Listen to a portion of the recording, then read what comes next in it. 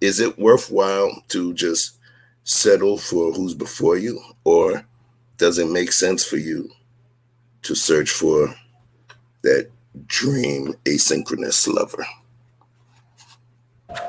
I'm going to speak from a woman's perspective. Most women, chef, to be honest, don't have time for that.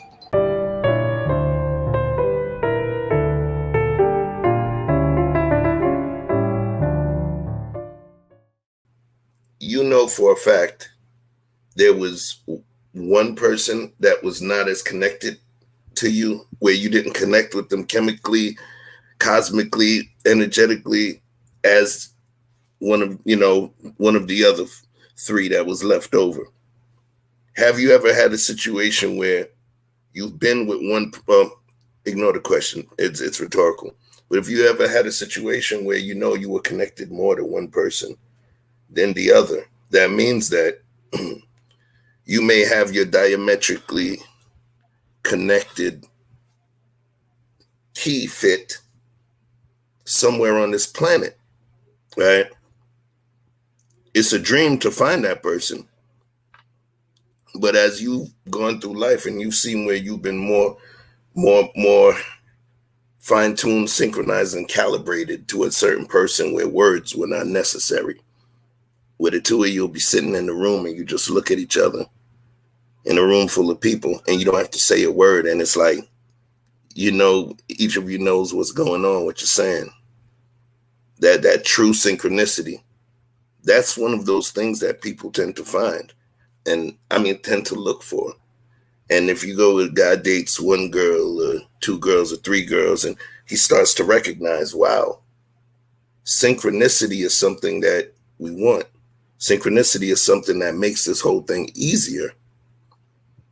Some people will continue until they find that asynchronous person that they will want to remain with. You get what I'm saying? So I said all of that long-winded stuff to say, is it worthwhile to just settle for who's before you, or does it make sense for you to search for that dream asynchronous lover?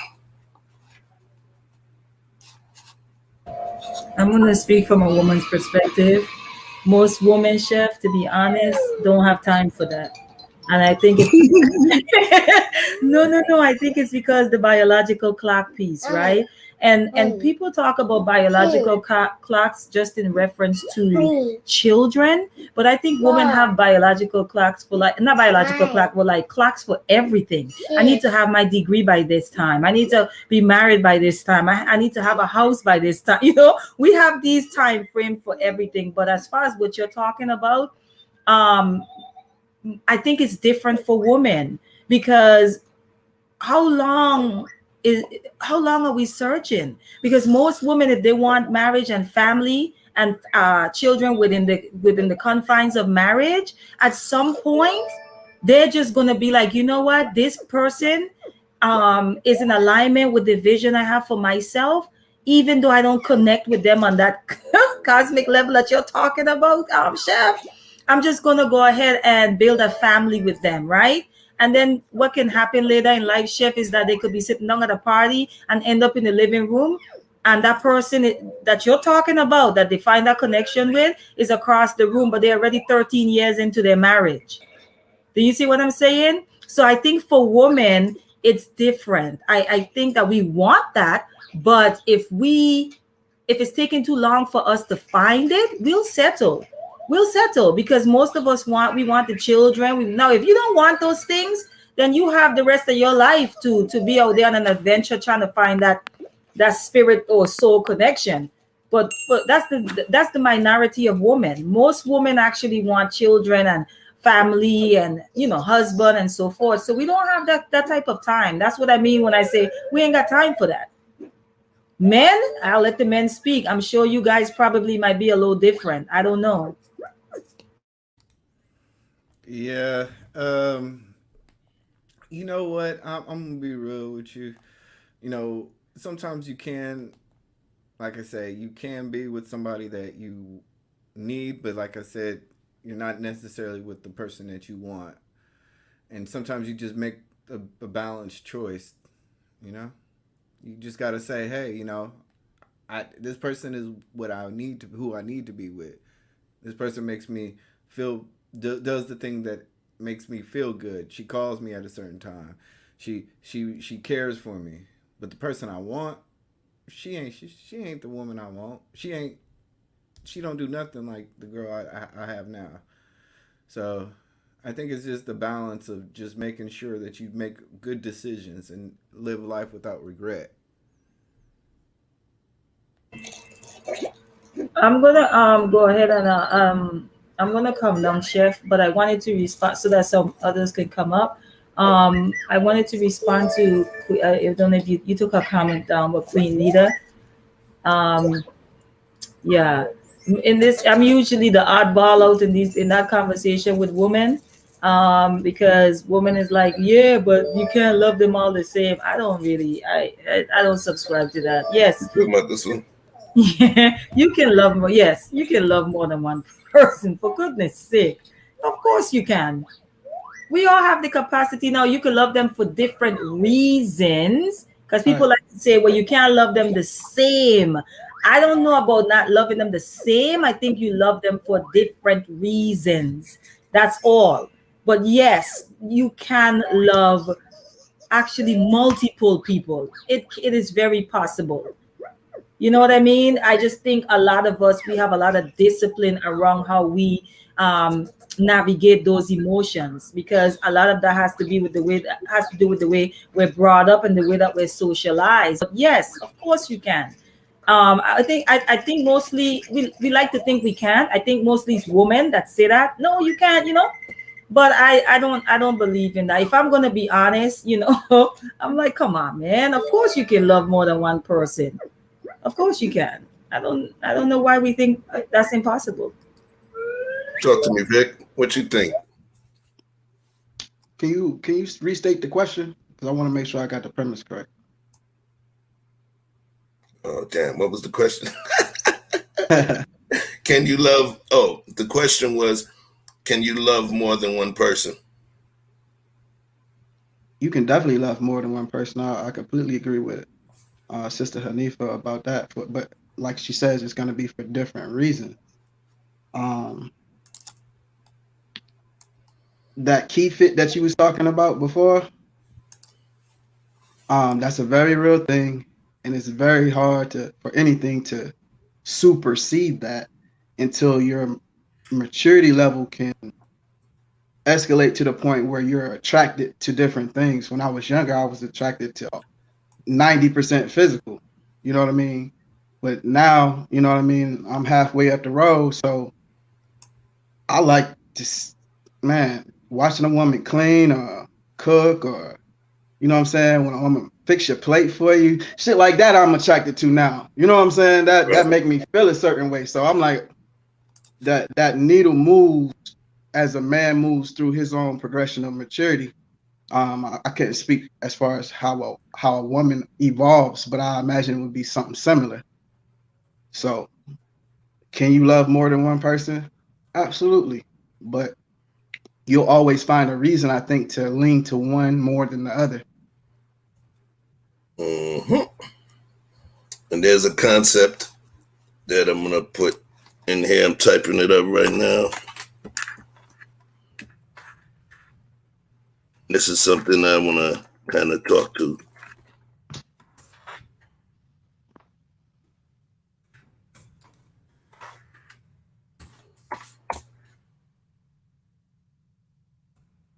Oh, and pardon these big ass fingers on this little keyboard.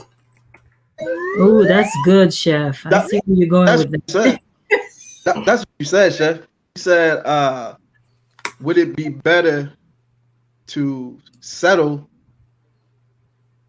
with someone you know was good for you, or what was the other part of the premise? What was the other person? Oh, you talking about earlier in the show? Yeah, it was just a minute ago when you was asking the question. You said it was rhetorical.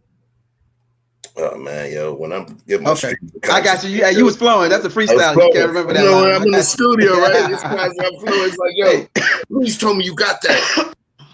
Okay. Sometimes I flow from streams of consciousness. You ask me something, and I'm gonna give you what I actually feel, and Gotcha. wrapped in stuff that I know. You get me? So right now I was flowing. So, and in this conversation too, it grows tentacles, or there's a term called monkey branching, right? That's a Right. relationship term too. We're gonna talk about, but these conversations grow tentacles where, depending on how somebody feels, it'll take that conversation and open a different door of the conversation itself. But let me, Chef, you said emotional compartmentalizing, right? yes, man. Uh-huh. I feel like in general, I say this all the time, and I'm sorry if my accent is coming out real strong. It's kind of late at night. That's what has happened. So I feel like men do a better job at compartmentalizing in general than women, right? And that's why I think the conversation around loving multiple people or loving more than one person, it's easier for men to understand that or to actually say yes to that than it is women. Because I like to look at it like this: women tend to live life like an open floor plan, right? Whereby men, they are more like the house that there's a door to every room. Right. Right. And so when they go into one room, they shut the door and they deal with what's in that room.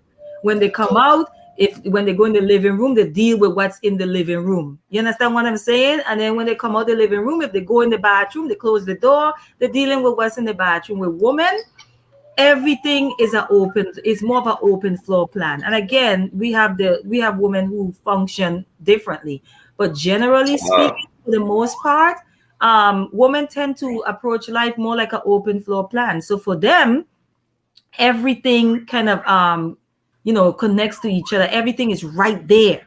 So to even the idea of even loving two people at the same time is hard for us to wrap our minds around it, because we are not that good at compartmentalizing the way that men do it at all. You know what I mean? Like, yeah, that's why, like, men could be at work. A man could come home and you ask, how was your day? And he's like, he might say it was all right, right? But he ain't going into too much, right? Because he's glad to be home. Because now he's home and he's taking off his work hat and he wants to be in that space and in the now. For women, we'll come home and we'll start flipping shit and walking around and breathing hard, and because we had a rough day. I just think compartmentalizing emotionally, whether it's emotionally, just in general, men just do a better job at it. And I think that just has to do with our wiring, to be honest. Got you. All right, all right. So, Hanifa, I really appreciate all the support. And, all I can say is for folks to stay tuned. This is not the last time you hear from that warrior. She's also on Conversations with Queens. And stay tuned for some future stuff as well. All right. Good night, you guys.